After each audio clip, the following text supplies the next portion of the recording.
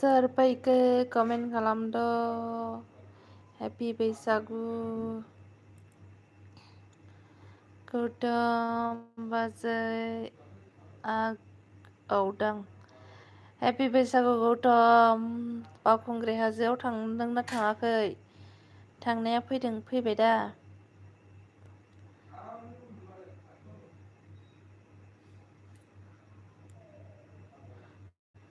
मैहुर नार्जारि हाय हेपि बैसागु आगैमोन मा ओंख्रि जानानै फैखो बैसागु जादोंना जायाखै आंहाथ' खर' साजोब्बायहाय बैसागु जाबाय बायनानैनो आं खि थाङा जायोलै बाजैनो सफैबाय जौ लोंखोना लोंदियाहाय बैसागुनि लाइक दान बाजै सना थेंक इउ मैहुर आगै मा ओंख्रि जाखो खोन्थाहरदो आरो माबोरै दं खबरा खिथाहरदो दे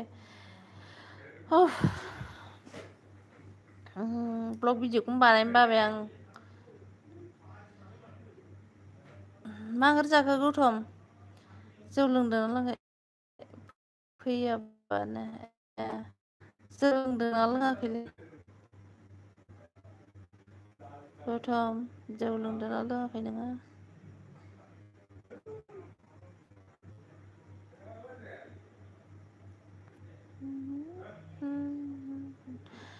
गामि जोंना दुला लानानै मोसाद्लागासिनो दं ओरैबा ओरै नै दुमब्ला दामनाय खोनादों मैहुर आगै मा सिरि थाखो बैसागुनि लोंगासिनो दं नामा नोंबो गौतम जौ लोंगासिनो नामालै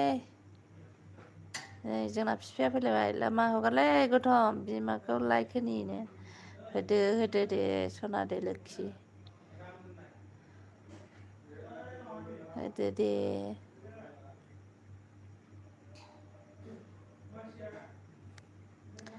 लायदो जोंहा आलु जहल आरो दाउ खासिसोमोन बा मालाय मैहुर मोनना दाउ खासिनोहाय मालाय गोथावथार मैहुर मोना बैसागु जादोंना जायाखैलै मैहुर ओमफ्राय लोंखावगासिनो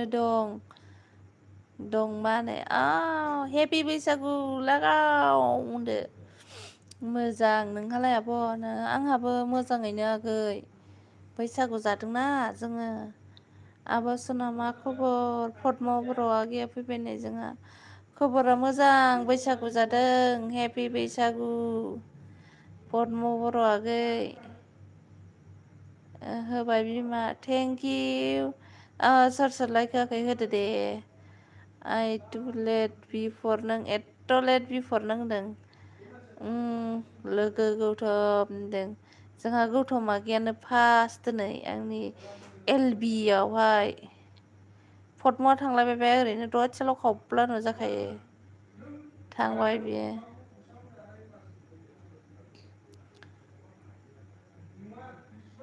मामाया बिफाया हाजो गाखोहैयाखै बावखुंग्रियाव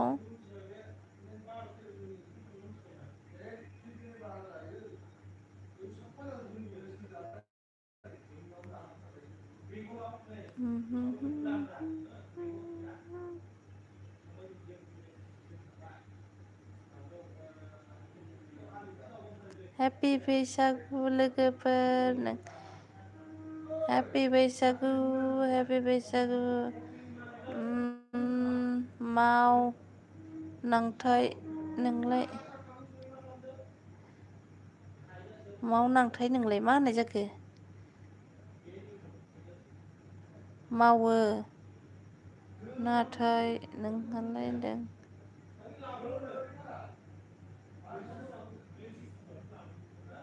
मा होनखो बुजियासै ना गारि मोनाखै नामा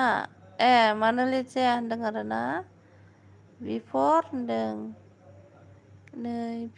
गौतम खामनो आगै गौतम नोंखौ लिंहरदों हनै BBMDS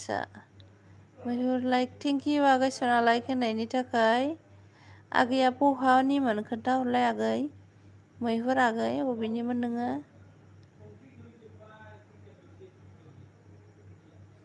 ना मोनाखैमोन नामा बेफोर?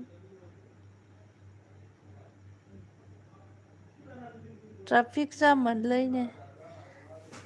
नंगौ फिफा अमा जादोंना जायाखै बाल नोंस्लाय बैसागुनि? मोसाया नामा बाजै गावदां आंनो मोसालाहाय मेंबाय आङो सानसे खामानि मावनानै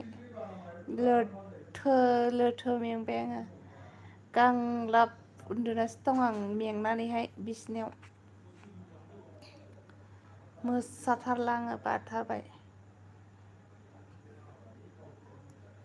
नै जोंहा आगै अबिनास फैलायबाय मा खालामना दं अय आब'सना उन्दुनानै दं मेंग्लिजोब्बाय आं खामानि मावनानै दोखो दोखो दोखोनो।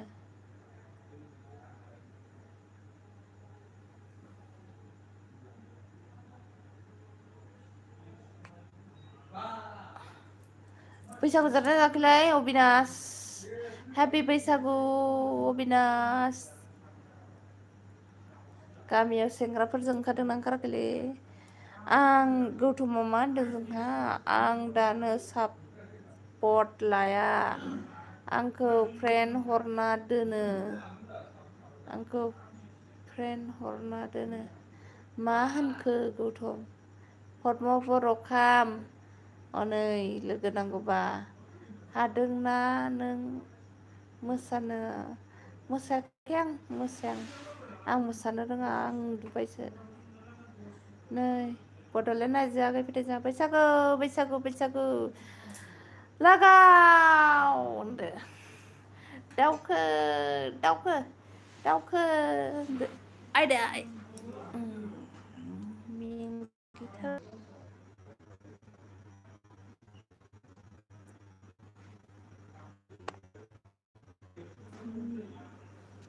माथो लायगानो मोननैल'नो माथो बयबो लाइक होबाय होनदों माथो लायगानो मोननैल'नो सोर सोर लायक होआखै थाब लायक होद' बड'लेण्ड रायजो लायक होद' दे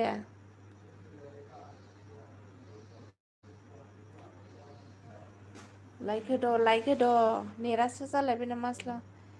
एनआर प्रडाक्ट मिउजिक लाइटन थेंक इउ दासो नै एनारा होदों नोंसोर होआखै दाबो मैहुराबो माथो लायक होदों ने बारायाखै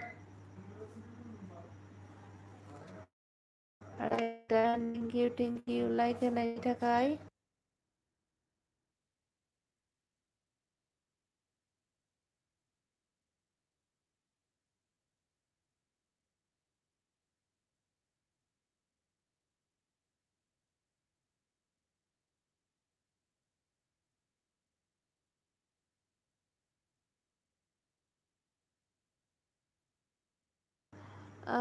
मा होनदों जोंहा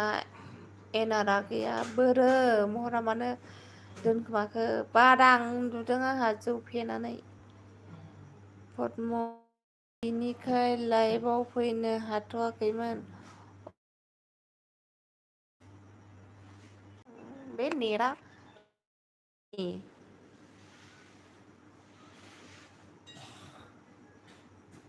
थांजोबसैसो मानसिफ्रा हेल' निउ सब्सक्राइबार सिस्टार थेंक यू मैं भी कल मतलब कमेंट करके रखना मैं भी बाद में आपको सपोर्ट उज्जवल बर'य न्यू कम 10 आईडी से 10 आईडी से मेरा उज्जवल बड़ाई क्या नाम है उज्जवल उज्जवल नेट नांथायो नोंना औलै मबाइलखौ गाफ्लेनोसैसो आं घन्टा लाइक थेंक यू लाइक करने के लिए ओमफ्राय इउटिया मादों मारै दं आब' मोजाङैनो दङ नोंहा अबेनिलै आगै इउटिबि किं उज्जवल न्यू कम 10 आईडी से अरे बाबा मैंने बोला मेरी पास भी 10 आईडी है आपको भी आप कर देना मेरे को 10 आईडी से फुल वॉश के साथ साथ और मैं भी आपको फुल वॉश के साथ साथ वापस कर दूंगी ठीक है बोराई कि क्या बोलता है मुझे कुछ समझ में नहीं आएगा आज बैसागु खाया है ना इसलिए फुल्किया बोलता बोल ब्लॉग जी प्लीज चेक फुल्किया बोलता बोल जी please check new content ID से hi hello friends new content ID से रेंट सोलाय ओके डेडिया नोंखौ नोंनो नि नामा नोंखुनजोनि नामा कपाथिमोन नामा औ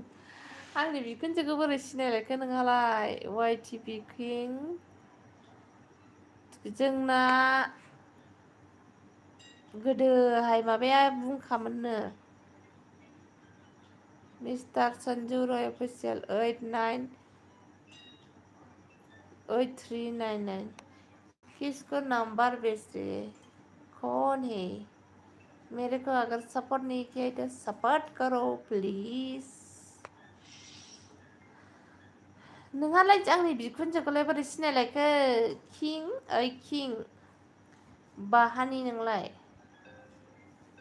आब'आ जुमाय लोंदों नामालै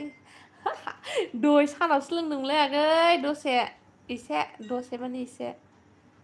वाइटिपि किं आं जौ लोंनाय बायदि रायज्लायनो लुगैदों दिनै आं अबिनाश ट्रेभेल ब्लगनि गामिनि आब' बुंखानि आरोना अके खाथिनि आरो जोंनाबो बिहावा बुंखानिमोन ना फरेस्टआव मावो सिनायगोनदां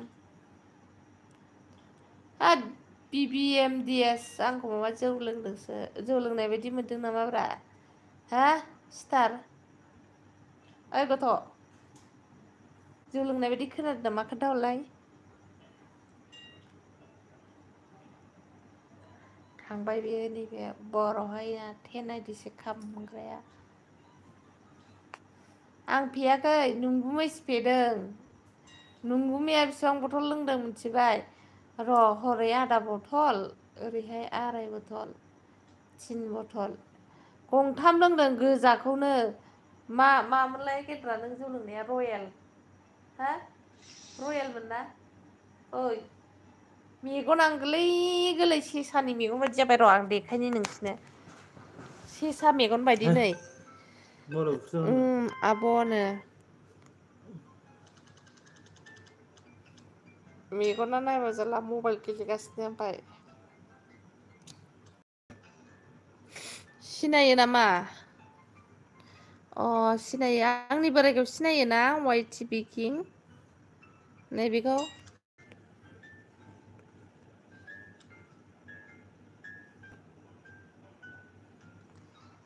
सिनायो नामा थांजोबलायबाय सिनायो नामा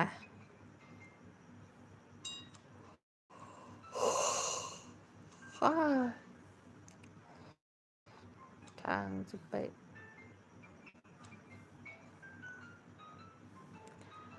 वाइटिपि किं सापर्ट खालामफिनगोन नोंखौ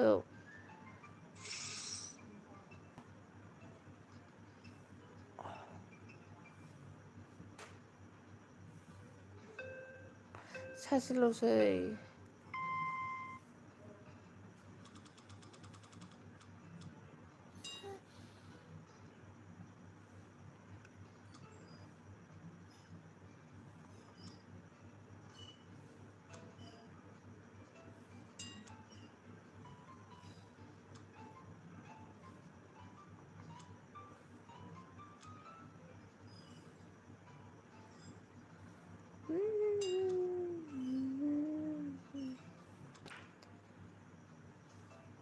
सोर दंथाय कमेन्ट हरलाय थांजोब्बायसो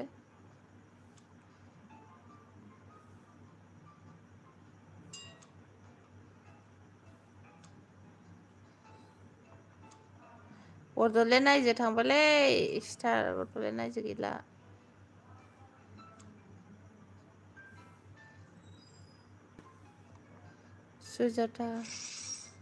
सुजाता सुबा बाय हाय सुजाता सुबादी, आपको मेरे एलबी में स्वागत है दी। आज शायद आज मेरे एलबी में फर्स्ट टाइम है। Bye all, good night, take care all. अभी अभी तो आया था ना दी, अभी अभी चला गया, चला भी गया क्या? अगर किसी के साथ फ्रेंड नहीं तो फ्रेंड हो जाओ।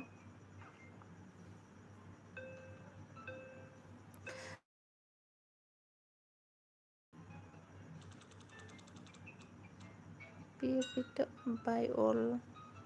Good night, take care all.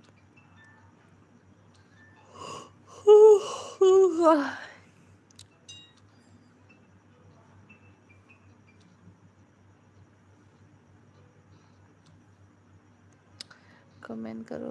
करो गाइस, कमेंट करो।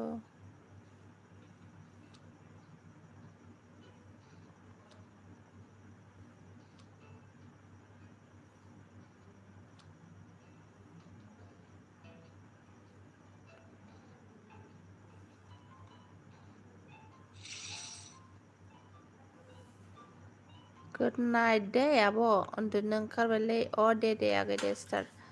दे, नोंनि रेन्जखौ लाखिनोसै आं दे। लाखिबाय दे।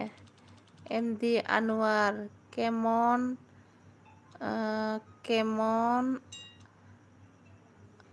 আছেন আপনি? আমি ঠিকই আছি। আমি বাংলা ভাষা পরিবার না জানি। আমি ইগলা চিনি না রে ভাই। দেশে আপনাকে দিছে, কি কইছে এটা? সামনে কি লিখছি এটা বা? আমি বাংলাদেশ। আপনি বাংলাদেশের নাকি? আমি আসামের। এটা কি লিখছিল? শাসনে আছেন আপনি। যদি আমার সাথে মানে বন্ধু নাই, বন্ধু করে দিলে হইলো, সাপোর্ট করে দিলে হইলো,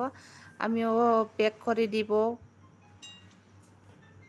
আমি একটু বাংলা তো পড়তে পাই না, মানে কি বা লিখছে আপনি? সাদানে এটা বা কি?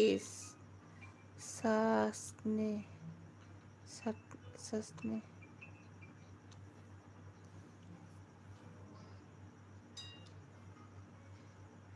मा जादों बेहाय बाजै गावदां? अबाव थाङा नोंसोरो? दासो फैफिननानै मा जादों होनदों नों गथ'? हरैहाय बांलानि माबा लिरदों, मा लिरनाय जादों बेबा आं रोंलायलाङा। मा बियो सने ना मा होननाय जादों?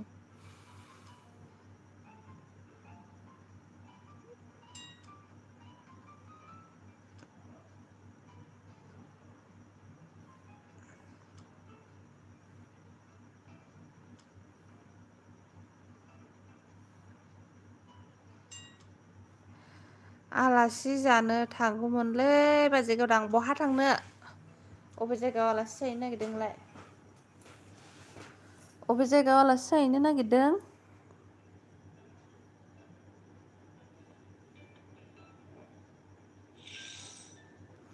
मा होनदों? आलासि जानो थांगोन ना थागोन बिलाय?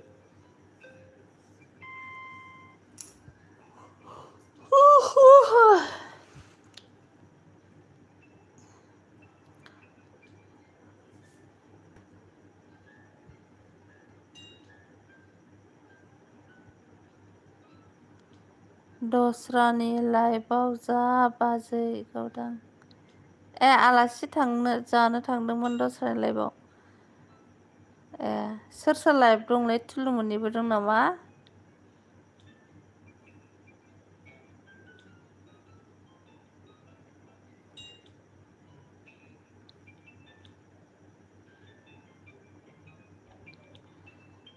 बोरै जाखोलै?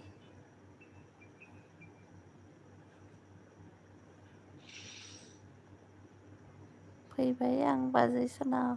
मा ओंख्रि जाखोलाय गथ' मागै? मा ओंख्रि जानाय?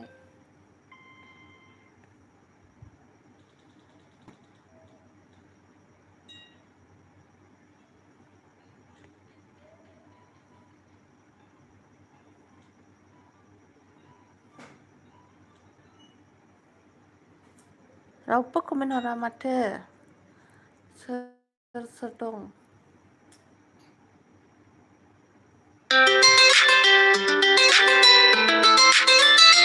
स्टाफ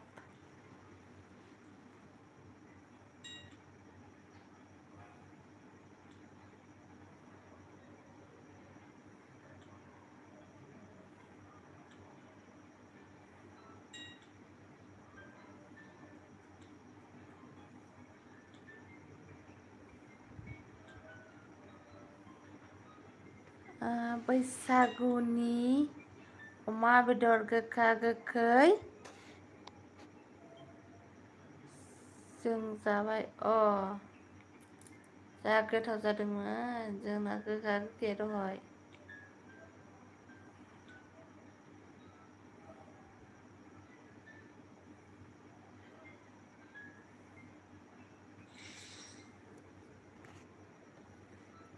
अमा बेदर गोखा सोर सोर दं कमेन्ट हरदे थाब थाबनो बिदिबाथाय दा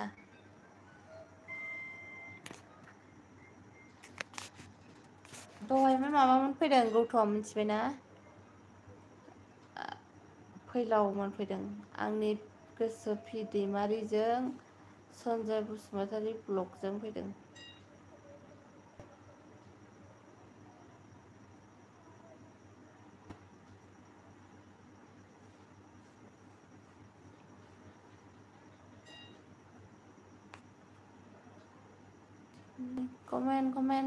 कमेन्ट गाइस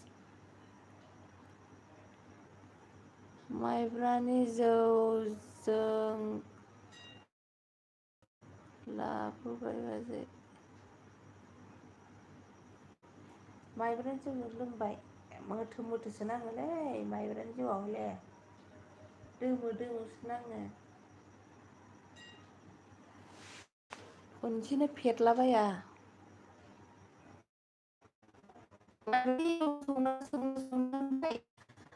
संनायानो जासै सेस मेस गथ'जों हौलाजों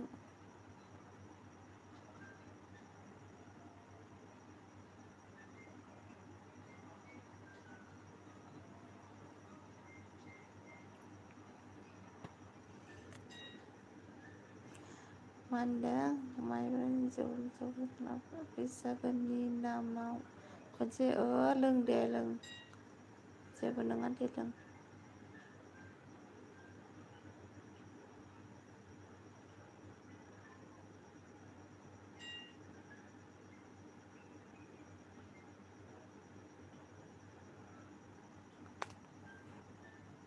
माथो कमेन्टबो हराब्रा रावबोलाय ना थाबथाबायसै नामा नेटालाय आंनालाय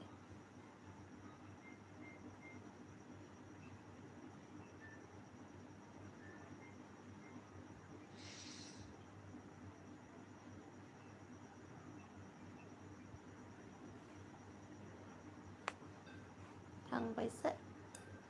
थांबायसो हरलायलायबाय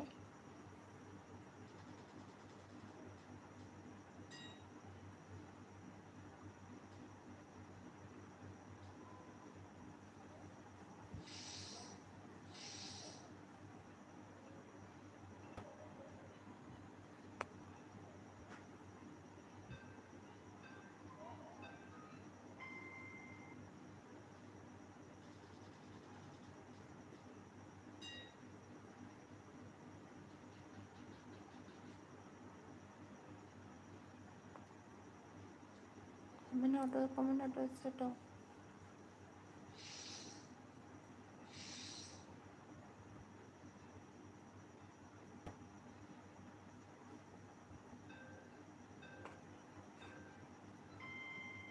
टं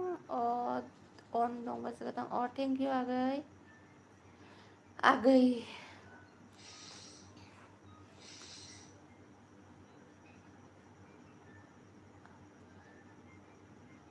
थेंक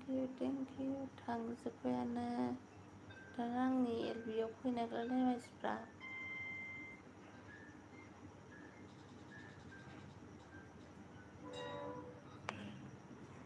सानैसो फैलायबाय नै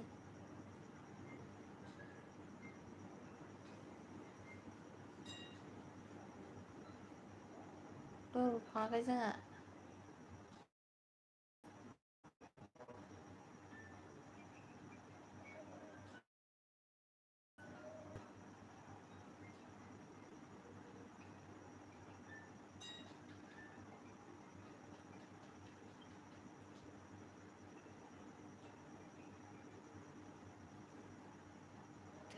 अबाव नांलाखै सोर दंथाय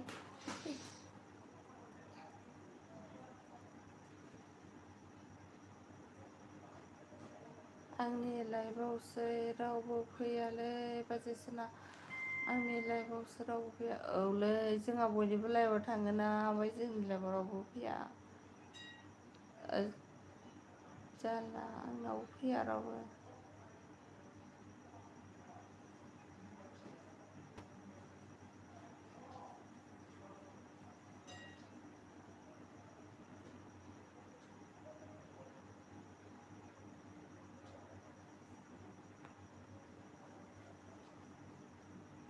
दरफांनिसा दरखौ हाबबायसोसा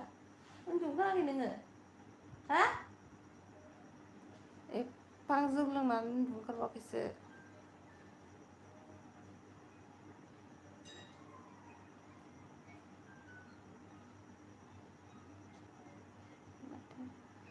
आंल' जानायाव मिनि लाइफआव आं थाङाखै आंल'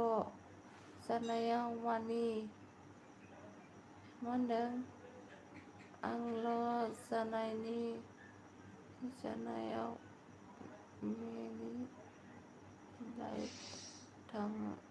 आं थाङाखै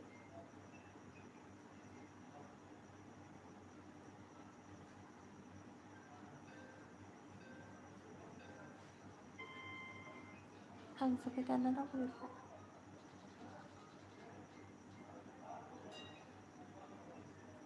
एस अफिसियेल जेबिनो हाय आगै हाय एपि बैसागु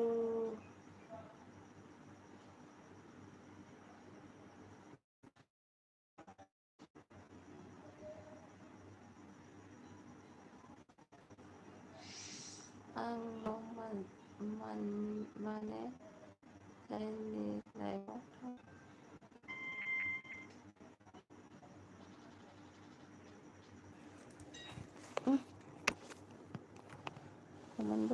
आंल' माने जायनि लाइफआव थाङाखै आंल' माने जायनि लाइफआव थाङाखै आं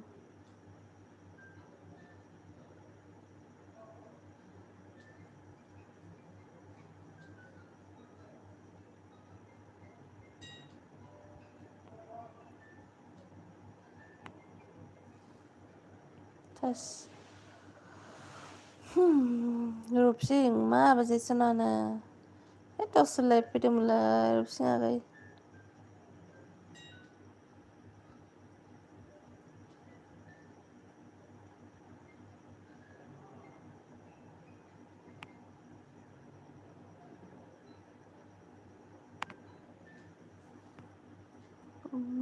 बाजियासै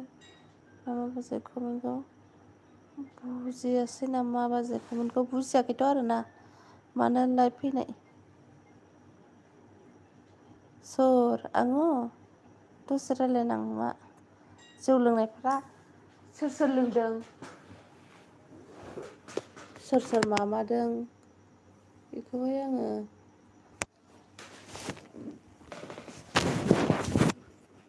दरखौ फाङाखैलै आंनि लाइफआव रावबो फैया हानो आं हले फेखाबाय आंबो फेखाबाय एसे ओंखायनो सोर फैदों आंजों लोगोआव सोर फेदों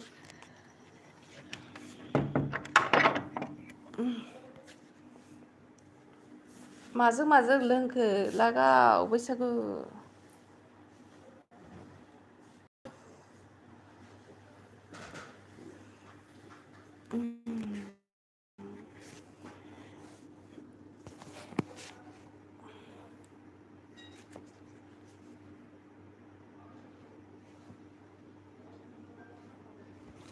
कमेन्ट हरदो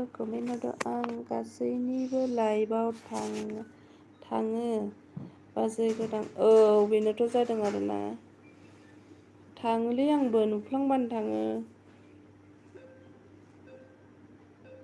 मा मोजां लोंनो खुगाजों मा माजों लोंनो खुगाजों लोंदों बेदर फिसाया मा जाखोब्रा बेदर फिसाखौ सोंदों दांलाय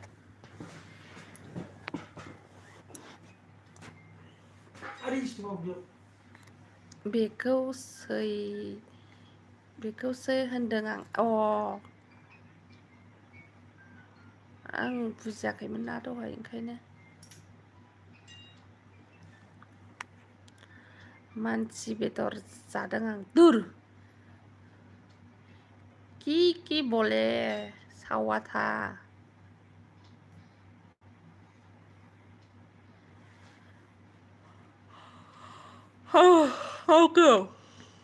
हामगौ बिदि होनो मानसि बेदर जादों होनो हामगौ गथ'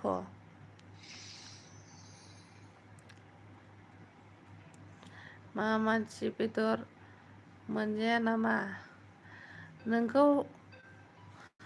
नोंनि आथिंखौ दानस'नानै जा नोंनिखौहाय आंनि आथिं बेदर होनबाय हामगौसो होनबावबायलै बोसोर गोजामाव बिदि खिनो दिनै लास्ट बाय बाय बोसोर गोजाम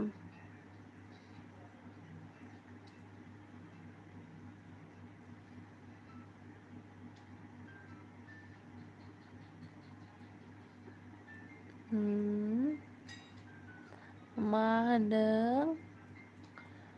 फाग्लासो गावनिखौ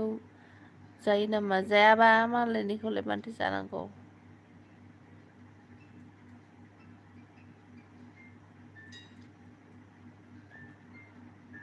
ओमफ्राय जोंहा मा होनदों मोजां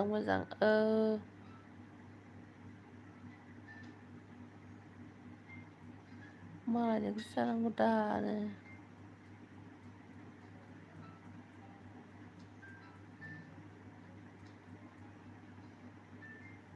बेसे लोंनाय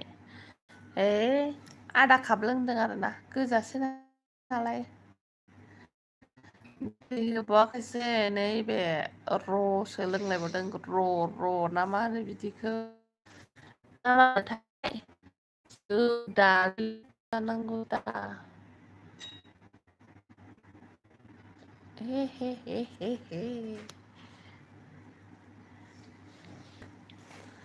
जौ फाग्लिनो ना जौ दाग्लिनो नोंसिनालाय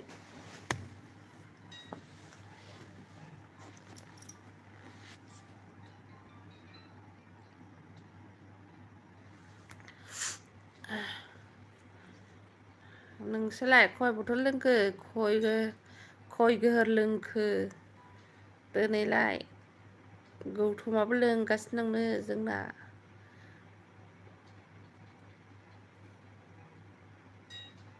नों बहानिमोनलाय बहानिमोनलाय नोङो अबे गामिनिमोनलाय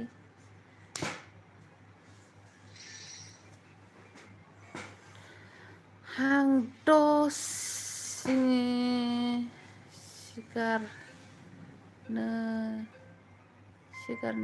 सिखारनोनो हाला जौ फाग्लिनाया मालायखौ गावनालाय जौ फाग्ला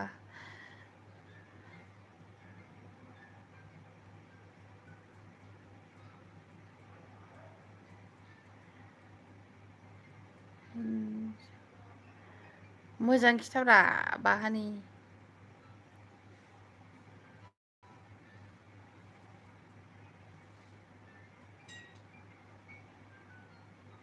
मारै जाखो मानसिफ्रा आगोलाव फैयोमोन दाना फैथारला एसे सानावनो फैनांसिगोन आं लाइभखौहाय सानजौफुआव फैलाबायनांसिगोन नोंगासै आथिङा आंनाव मानो आथिं थिखोखो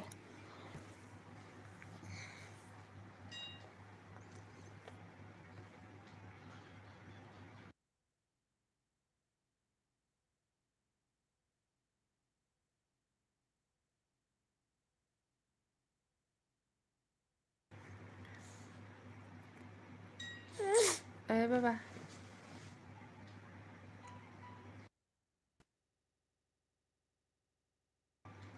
रावबो फैया दा दोनगारगोनसोलां फैयाबो मुङाबो दाखालि सानबाना 6 दिन फैनो मोनाखैलै आङो एप्रिल बाबु लोमजानानै बेनि थाखायनो मानसिफ्रा फैलिया दाना आंनि लाइफआवहाय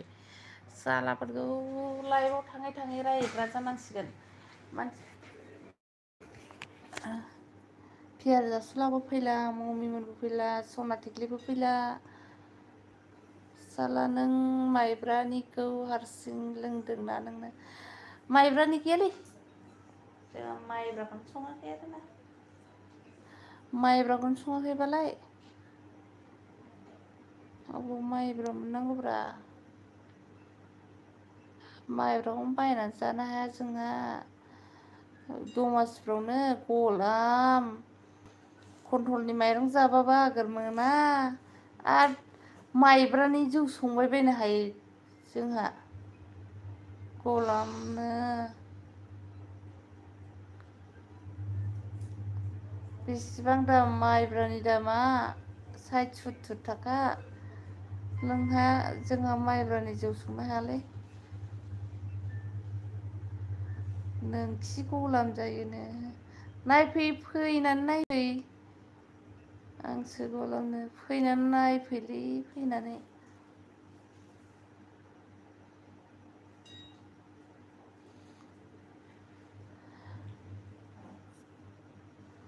जोंहा जा एसे गोसा रायलायनो खोनायाखै नामाब्रा आं रायलायनायखौलाय हा माइब्राखौ बायनो हायालै जोंहा एफां दामनि बांद्राय जौ फेबाय नामा नों बांद्राय फेबाय नामा नों फेयाखैथ'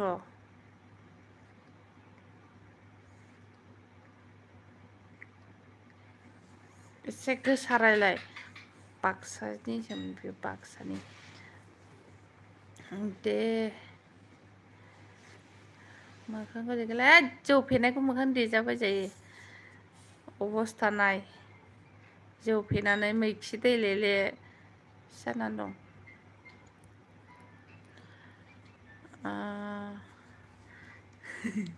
फेयाखै नोंनो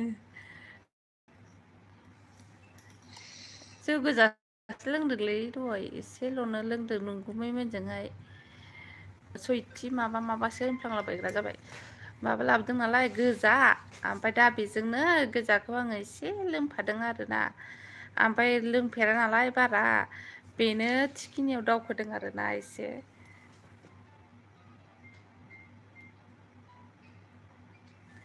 बेनो फेदों एसे मिनिगारबाय नै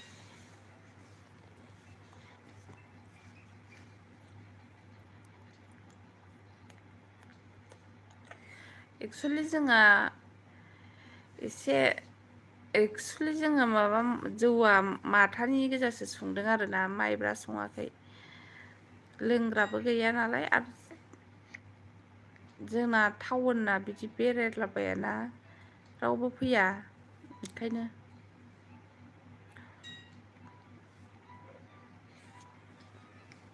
जा सङो ओरैनोसो थाजोबो आरोना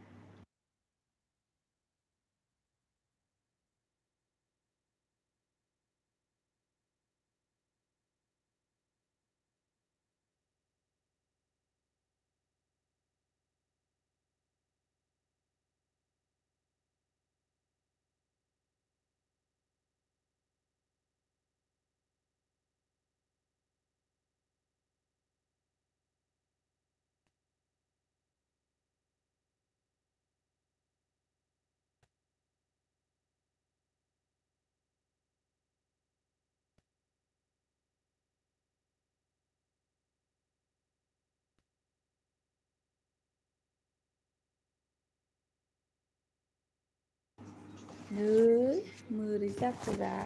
मा रावबो फैला जानोलै रावबो फैला आं दोननोसैसो रागासो जोंबाय आं खिन्थु गोगोम जोंबायसो आं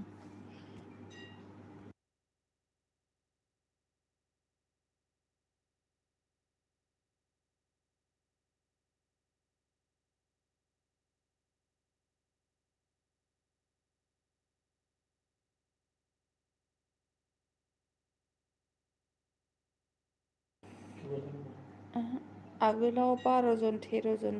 18 जन फैग्राया दानिया रावबो फैला मा जाजोबखो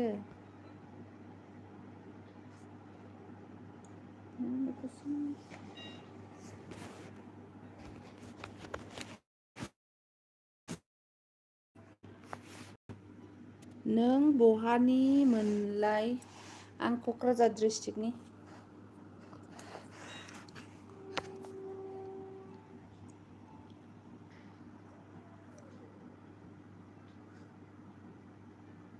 आं क'क्राझार डिस्ट्रिक्टनिलै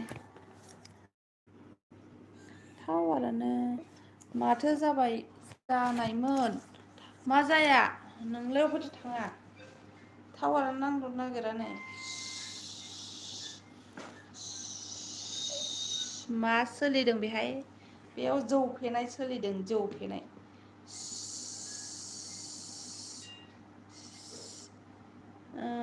ओइ रबसिं माला उन्दुनांगौलै नोंनो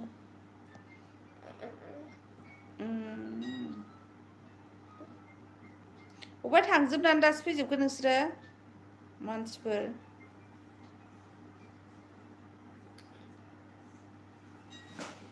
अबाव थांनानै दासो फैनाय नोंसोरलाय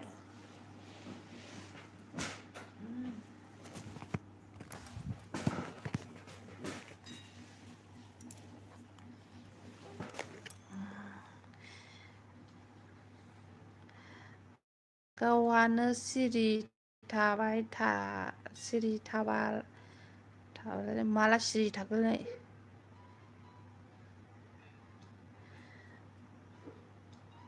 माला सिरि थाखो आङो फैनो गोसो गैयाबा फैनो गोसो गैया होनदोब्रा आं उन्दुआ दानो उन्दुआनोलै सिखाराखै माबाया रुपसिं रामसिं ना रुपसिं गेरलाया रामसिं गेरला रुपसिं गेरला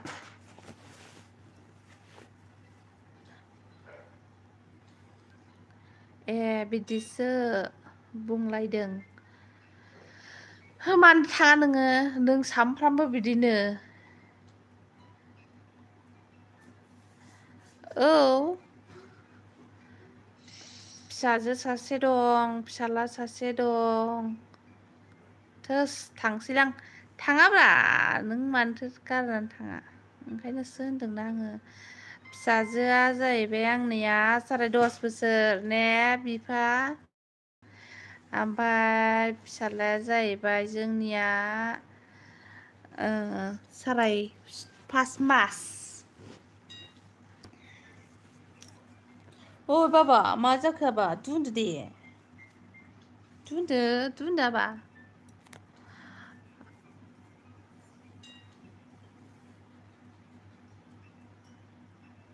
आफा गाज्रि रायबाय एफा गाज्रि रायबाय रायाबा माथो नोंखौलाय खथाय गिसेल' खथाय कय गिसेल' ने बाबा ने कय गिसेल' दुदो आबा मानो सिखारखो दै बिदिबानो थांफिनसै आरो बे थै बिदि बानायनाय सोरनिबा लाइफआव नागिरहैदोंमोन बिसोरो अबे लाइफआव सिख्लाफोर फैदों अबे लाइफआव सिख्लाफोर फैयाखै बेयाव नागिरहैग्रोबाय बियो नागिरहैनानै फैफिनबाय बियो बाव बिफायाहाय मन्जुलिकानो आंखौहाय मन्जुलिकानो बुहुदनि नामखौसो दोनबायलै आंखौ रिसा दुन्दो आबा मानो सिखारखो नोंलाय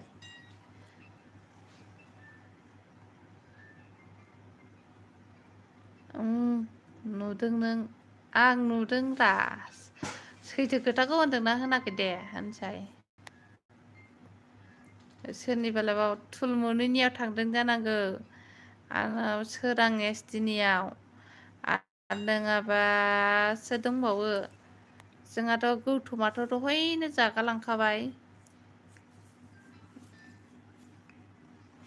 बेबा सोर सोर लाइभ फैनानै दं थुलुमुनिखौथ' नुखादों आङो थुलुमुनि फैदोंमोन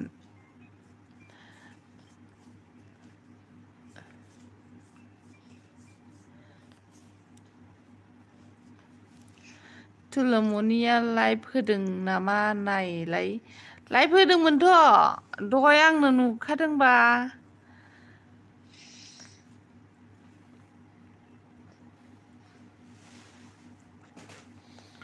थुलुमुनिया लाइभ होदों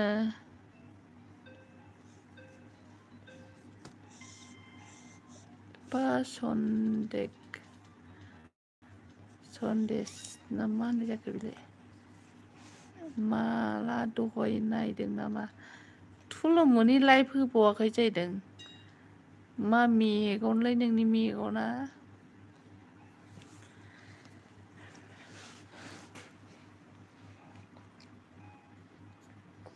दुनायालाय मा उसुखुथु जाखो आबा दुद'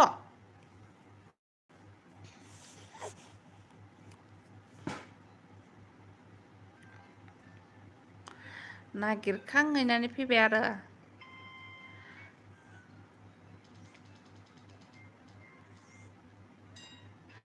टाइमखौ सोलायनांसिगोन आंना लेटद्रायबाय दा गैला खोमा दहाय दंमोन ना आं दहाय नुदोंमोन दा गैला खोमालाय सोर मिथिबावनो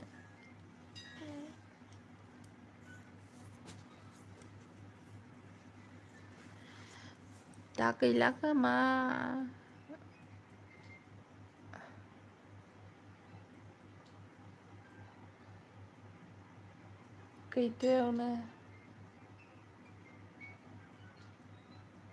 खैथायाव माने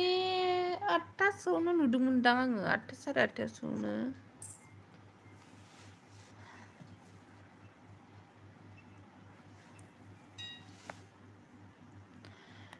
हेल' आब'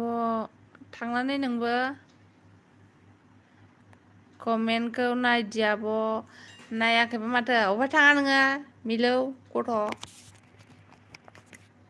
बहा थांनाय दासो खावब्ला नुजाफैफिननाय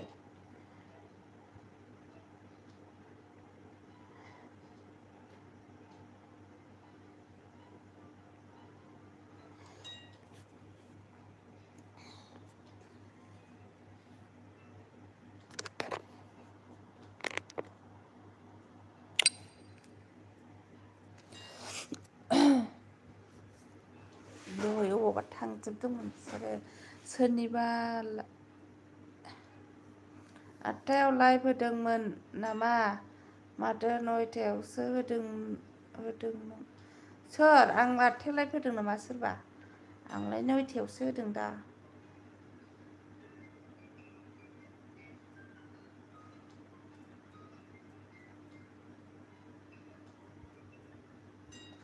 ममिखौ नागिरदोंमोन बे ममिखौ गाबोन नों सैथुफोराव बेसेबां टाइमाव फैगोन होनो आङो बिदिनो जोंहा फारौ बायनानै लायनांगौ मिथिबाय आगै बाजारावहाय फारौ बायनानै लायनांगौ नोंगुमैया फारौ मानिनाय दं नालाय फारौ हैगोन फारौ मानिना लायनानै जों 9थामानो जागोन खोमा 9था साराय 9थामान नोंबो फैनो नागिरदों नामा गाबोनहायलाय ना मा होनबालाय माथो 8थायाव होननाय नङा आं दहाय थुलुमनिखौ 8था ना साराय 8थायावहाय जेला आं मबाइल नायो अब्ला लाइभ फैनाय बायदि नुदोंमोन ओमफ्राय दाबो दङ सानदों आङो मिथिबाय ओंखायनो नोंखौ थुलुमनिनाव ममिखौ नागिरहैदों होनदां नोंखौहाय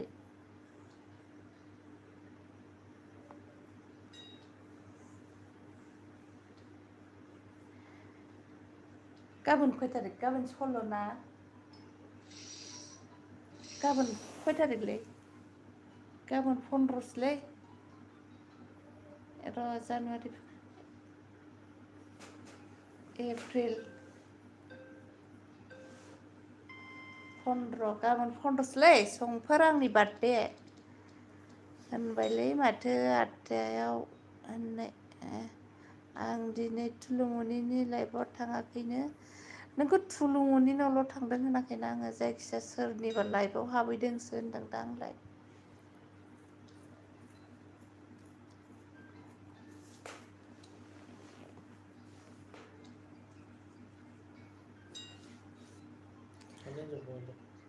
गयलायनो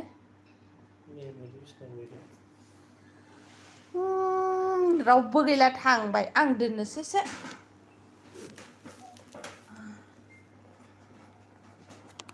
औ बाबा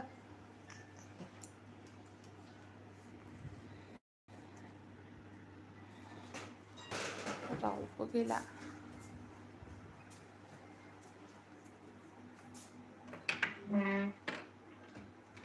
थांलाय बे अबेनिफ्रायबो बैसागो बोथोरावनो रायो आरो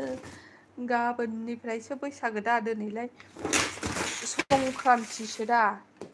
दिनैलाय गोजाम बोसोरसो दा गोजाम बोसोराव बुलायनांगौबो नांलायनांगौबो रायनांगौबो मिथिबायना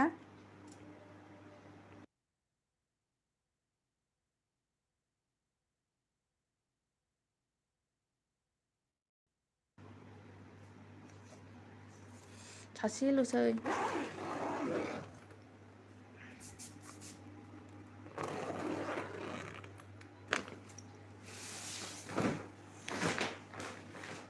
हाब उन्दुनो ओंखारबाय आं उन्दुनोसां रावबो फैखाया बाखाबाय आं उन्दुनो ओंखारथारबाय आंहा गाबोन सानाव फैनोसां लाइभखौ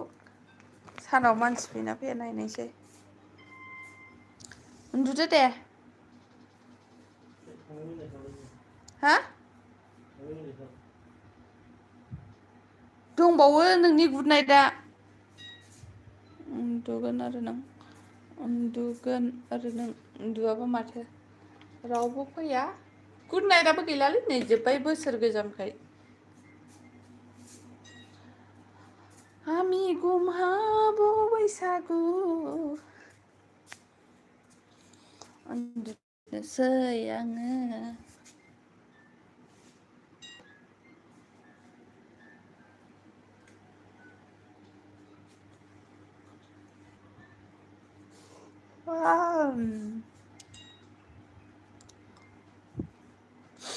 हनै सिखारनानै बाबा सिखारबाय रायसो रायना गावहा उन्दुजाबावलायदों फिसाला सिखारबावबाय हनै मबाइलाव सिख'गासिनो मा सिखारखो नोङो आबा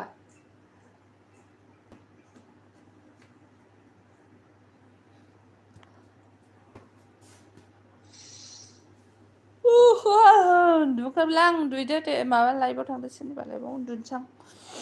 गुड नाइट बाय बाय फिसालानो सिखारबाय आंहा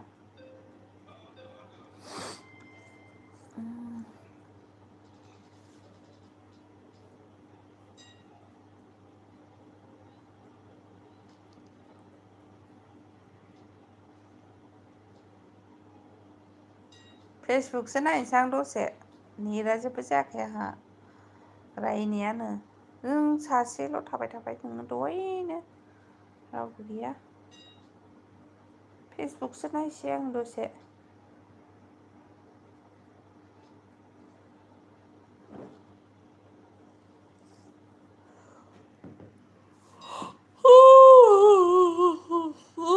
उन्दुखाथारबाय आं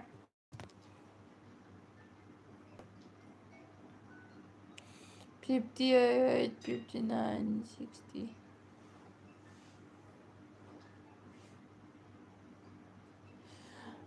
दे उन्दुनोसै आं गुड नाइट बाय बाय